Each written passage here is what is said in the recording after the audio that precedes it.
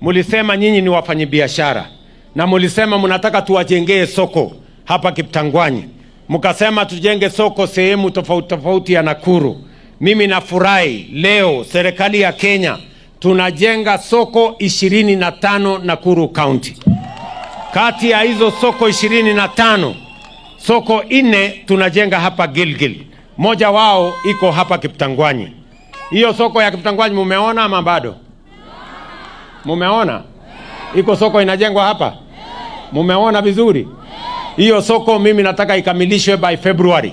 Mimi nikuje niwapatie hiyo soko, mfanye biashara, ndio yale mazao yenu ya mashambani tunataka ipate mahali ambapo mnaweza kuuza mali yenu ili tuweze kukuza uchumi ya sehemu hii, tuondoe njaa na tuzalishe uchumi wa Kenya. Watu wa Kiptangwanyi tunaelewana? Muliniambia jambo la 4 ama jambo la 3, mambo ya barabara. Ilichelewa sehemu hii miaka yote. Na leo mimi nafurahi ya kwamba ile barabara mulituuliza, sasa contractor yuko hapa. Na mimi mwenyewe hiyo barabara. Hiyo barabara inatoka kule Kongasis, inakuja Munanda. Barabara hiyo itatoka Jogoo, ipitie hapa kwenu, iende Munanda, iende iteremuke Tangitano, ishikane mpaka Kanan. Tumekubaliana jameni? Tumekubaliana? Tuko pamoja? Tumekubaliana? Sasa hiyo barabara, mimi najua ya kwamba mvua iko sehemu hii. Lakini hata kama kuna mvua, lazima tujenge hiyo barabara.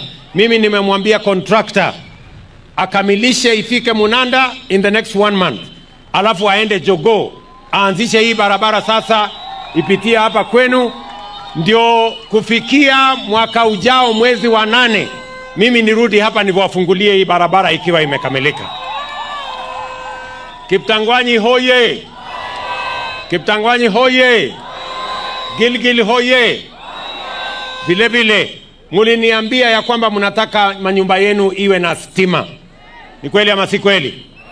Leo nimefika hapa, tumetoa pesa ya serikali shilingi bilioni 2.6 ya kuunganisha manyumba 22,500 hapa Nakuru County. Na kwa hizo manyumba mimi nimemwambia mrembo wenu huyu Martha Wangare atuambie ni mahali gani haijafikiwa na stima, ndio tupeleke stima, tuondoe giza.